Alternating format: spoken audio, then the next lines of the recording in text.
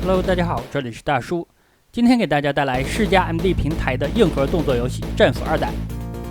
我选择了男战士塔里克。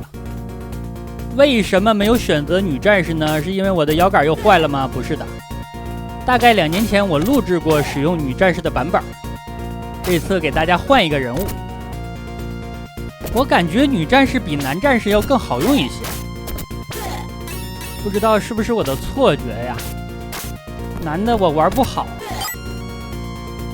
2代里边有很多的改变，已经见不到小偷了。负责掉落魔法书还有回血道具的变成了这种黑暗的小法师。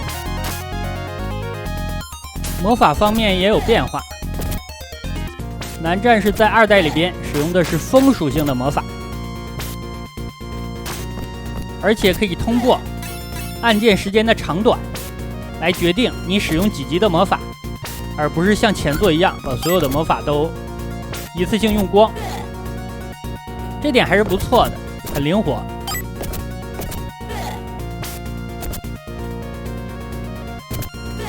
这里我捡到了一只骑乘兽，这个骑乘兽的主要攻击手段就是它的脚，而且2代的骑乘兽比1代有一个优势，就是它的突进攻击是有穿刺的效果，可以同时击倒几个敌人。但是骑乘兽的类型不多，有用脚的，有用尾巴的，还有一个吐火的，就没了。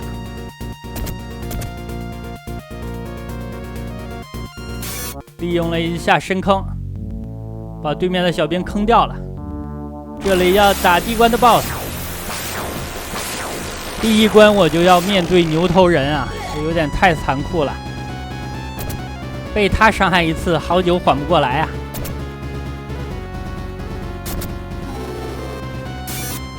这样第1关打完了。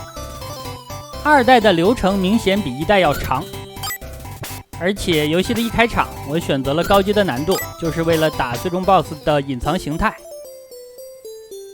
2代的对手其实已经变化了，不再是1代的死亡蝰蛇，而是苏醒的巨人皇帝，叫做古德尔。在上古的时期，巨人曾经和诸神发生过战争，虽然诸神最后赢得了战争，但是也衰落了，由此可见巨人族的实力。古德尔的特性是可以召唤骷髅兵，咱们在打古德尔的隐藏形态的时候，会见识到他使用这招。本作主人公的3个人还是初代的3个，没有变化。但是我感觉这也是他们最后一次凑齐这个阵容了，因为在3代里边，根据剧情的设定，男战士和女战士都换人了。矮人吉利斯由于年事已高，没有上场。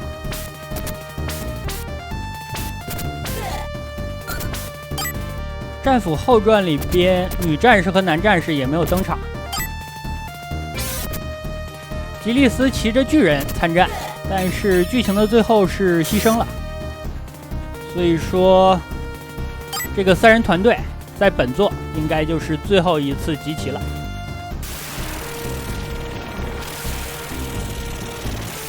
我现在捡到的这只骑乘兽不是很好用，它的攻击方式是甩2次尾巴，按1次攻击，还要攻击2次，时间非常久。所以说值得信赖的就是它的跑动攻击了，而且它甩尾巴是先向后甩，再向前甩。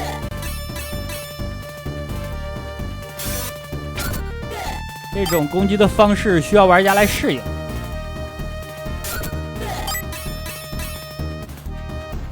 我卡在这儿了，这应该是一个 bug。这款游戏给我的印象就是，虽然它有一定的新鲜的要素，关卡的流程也更长了，但是仍然能够看出来赶工的痕迹。并且游戏的品质玩家是不太满意的。因为这可是战斧啊。根据玩家后面的猜测，本作确实是匆忙发售的，目的是为了对抗任天堂的超任。这样的话就很好理解了。所以2代你能够感觉到有新东西，但是不多，算是1代的一个威力加强版。我掉血了。咱们虽然只有3滴血，但是每一滴血的耐久度还是很高的，可以扛几下。这里开始掉血，就说明受到的伤很多了。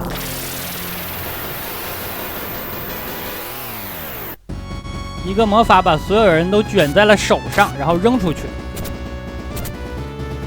看起来攻击方式很新奇啊，但是伤害不高。游戏当中攻击力比较高的招式还是向下压这一剑。不过2代的小兵的 AI， 很多时候如果你没有进入他的攻击范围，他会先主动躲掉你这一剑。本关的 BOSS 无头骑士压到了2剑，扔了1次，还吃了1个魔法。BOSS 看起来还是很抗打的呀。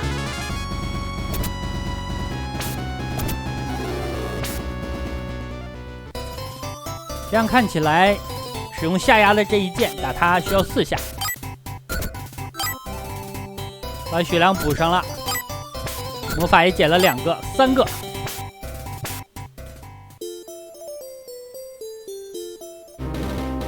跳跃、攻击、魔法3个键的设置，最开始是被怒之铁拳1代给拿过去了。可能很多小伙伴记得。怒之铁拳1代的魔法就是召唤警车，来一发 RPG。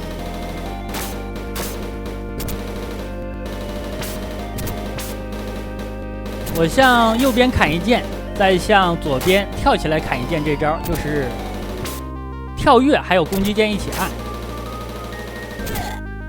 男战士的这一下显得太普通了，女战士是一个后空翻的攻击，看起来华丽得多。这款游戏有一个让人不太舒服的地方，就是当敌方角色站在屏幕的边缘是没有被攻击判定的。这样的话就出现一种情况，你想打屏幕边缘的敌方角色，但是只能对面打你，你打不到对面。这2本魔法书我就不捡了，因为这里咱们有悬崖深坑可以利用，我就不放魔法。如果没有的话，我会放2格魔法，然后把2本书再捡了。这里勾引他一下，他直接就跳下去了。本关的 BOSS 战，这是4个狼人还是蜥蜴人啊？应该是蜥蜴人，因为尾巴非常粗壮。这就是我的顶级魔法了，毕竟男战士的魔法比女战士等级要低一点。女战士可以攒到6级，咱们最大只有4级。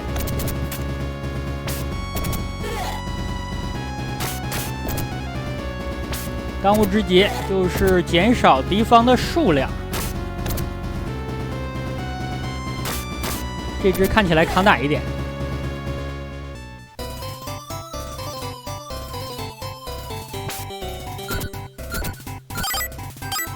给了2个加血的，那魔法给的少了呀。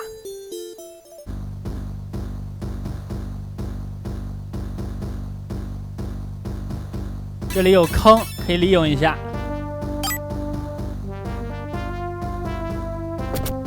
骷髅兵的威力感觉比1代要下降一些了。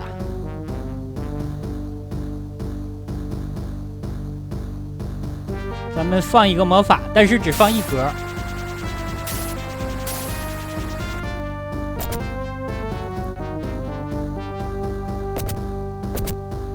把骷髅兵往下推。好像有一只又是自己跑下去的。魔法攒满了。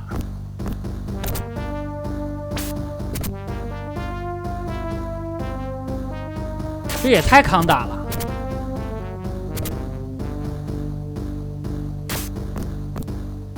把它扔出来。向下扎了2件才挂呀！我这就掉血了。我感觉我才挨了2下啊！我印象当中每滴血能扛个3、4下。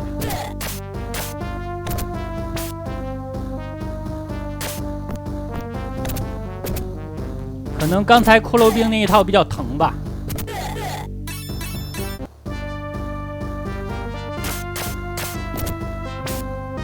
这种台阶是很好利用的，可以修脚，敌方又不会对你发出很凌厉的攻势。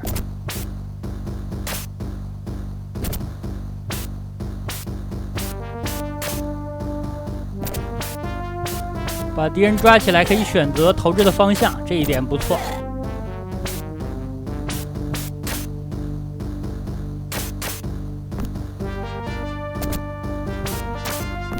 继续修脚啊！我想起了怪物猎人，使用双刀或者片手剑打很多怪的时候，不是修脚就是搓背。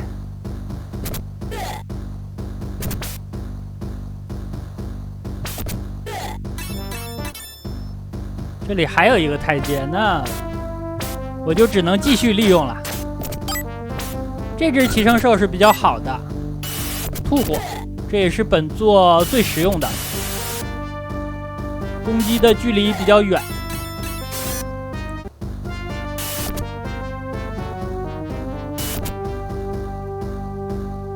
但是流程当中可能只能捡到2个吧，给的太少了。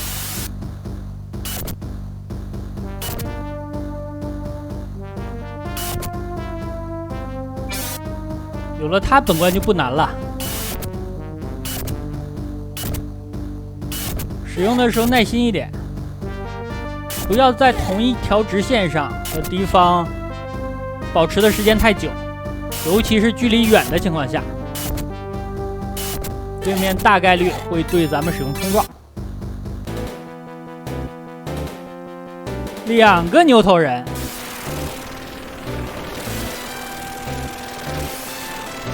一个上来就够喝一壶的了，还2个。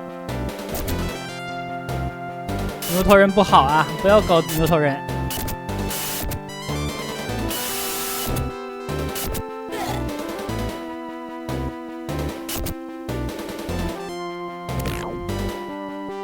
被砸了一锤子。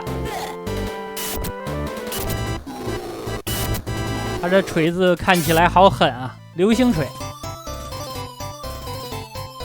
我的血量大概是1格半，2格已经不满了，应该再捡到一个回血道具才能加满。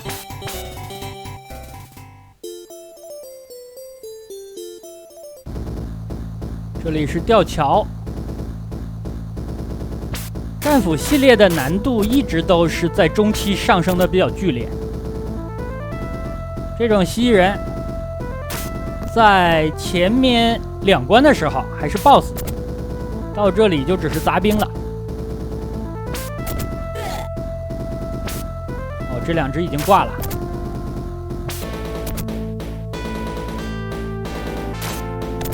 我不使用很高的输出不成了呀，感觉对面越来越抗打。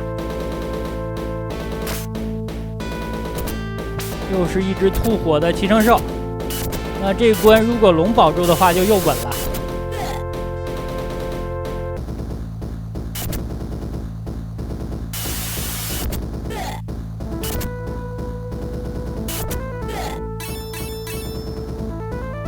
使用的时候走位还是很重要的。这是一只尾兽，跑了，竟然跑了。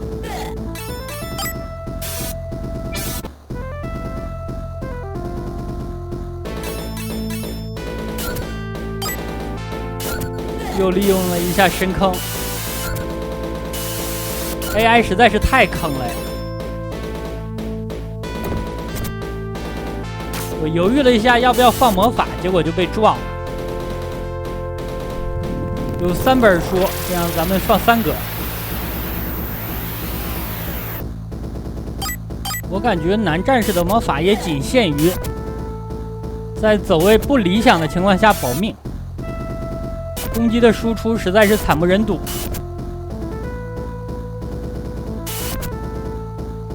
这里幸亏咱们有寄生兽，打这2个家伙还能简单一点。到游戏的最后一关，会有2次同时面对2个牛头人，而且你是没有寄生兽的，只能空手打，难度很高。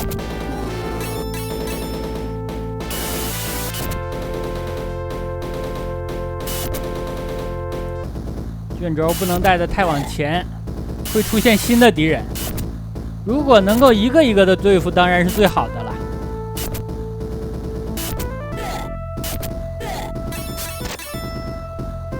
我的魔法是满的，这里一下上来4个，往上走一走吧。我记着柱子这里可以卡位，把身后想绕后的敌人卡住。毕竟战斧系列的小兵特色就是绕后。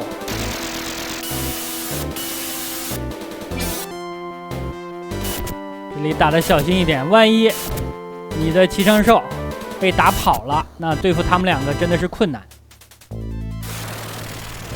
放一个魔法吧。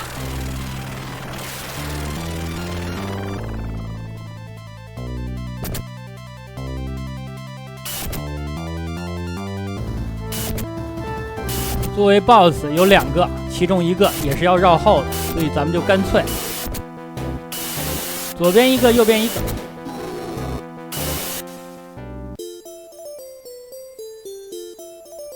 这里就是黑暗古德尔的城堡了，也就是游戏的最后一关。看起来开场就可以把魔法加满。打这种小的黑暗法师的时候要注意，最好是冲撞攻击。这样的话呢，每个小法师可以打出2本书，但是你如果上去一道平 A 的话，只能打出1本，因为很可能一套平 A 它就挂了，血量不多。又是同屏4个敌人，4个敌人还是很难处理的。敌方走位显得很乱，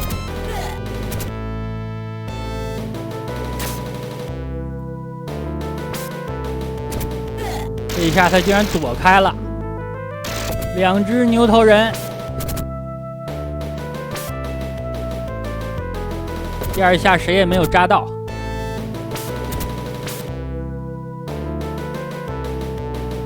这2个家伙太凶了。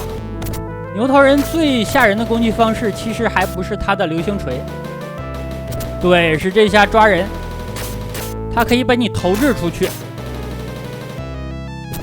我已经被连续抓2次了，而且投掷的伤害不低啊，扔了2次就是1格血。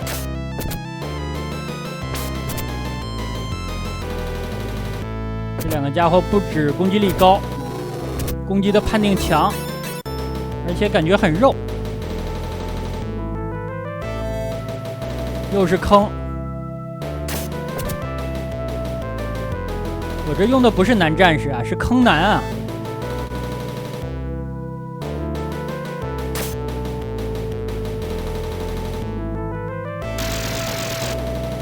我的天，又是2只，毕竟是最后一关啊，这个难度实在是有点高了。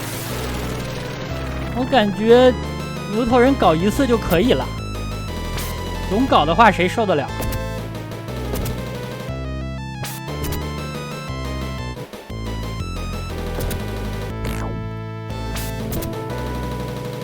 这次还算顺利，毕竟我是有一个魔法的。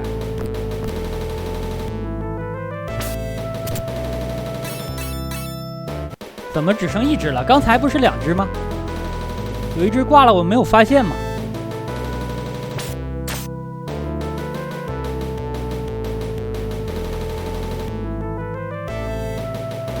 这是咱们最后一次利用坑了。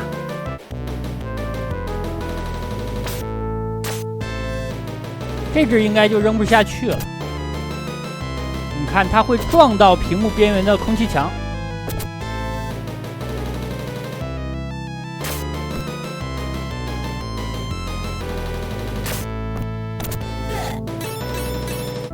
黑色的小骷髅兵真的是抗打呀！这里又会给咱们补充一波魔法，但是这次应该是最后一次补充了。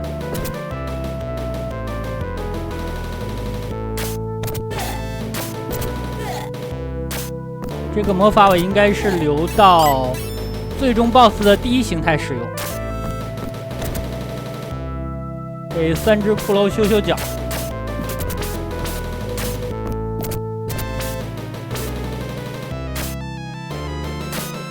左边是剃头，右边是修脚啊，还搞了多种经营。左边太矮了，伸腿踢不到啊，要等他们跳上来。哇，这几个家伙我卡了半天了吧？怎么一个没挂呀？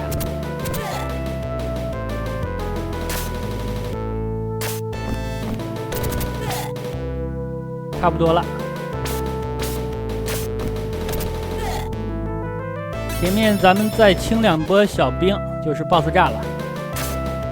其实最终 BOSS 的第2形态，知道打法的话不难，起码是比之前的这些流程当中遇到的小兵，或者是2只牛头人，要简单多了。我想扎他一下，但是被躲开了。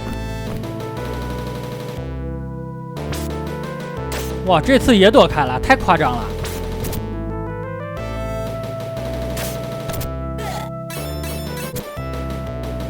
AI 有点过于智能了。这里就是最终 BOSS 战，古德尔的第1形态。现在这个形态没有拿斧子啊。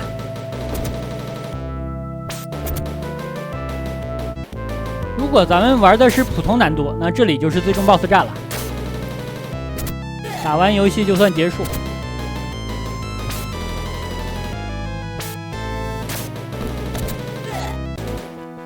他下场了，下场还带了3个蜥蜴人，把这个魔法放掉吧，留着也没用了。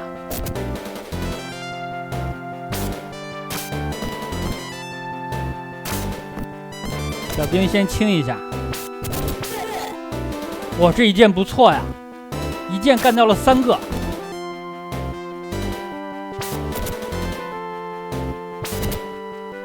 用套路打他，要打背。这个套路对付古德尔的第2形态仍然好用。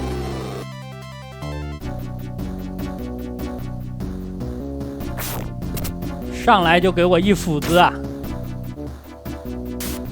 这里压制的要早一点。压制晚了的话，他的球扔出去，落在地上就变成一个骷髅兵。这里要打背，控制好他的距离。他的球扔出去了，最后一下我没有掌握好时间，但是 A 了他一下，他也挂了。这样的话，咱们就通关了。通关之后，主人公一行是传送回村子的，大家可以看一下通关的画面。那好吧，这样一款世嘉 MD 平台的战斧2代就给大家录制到这儿，感谢大家收看，咱们下个游戏再见。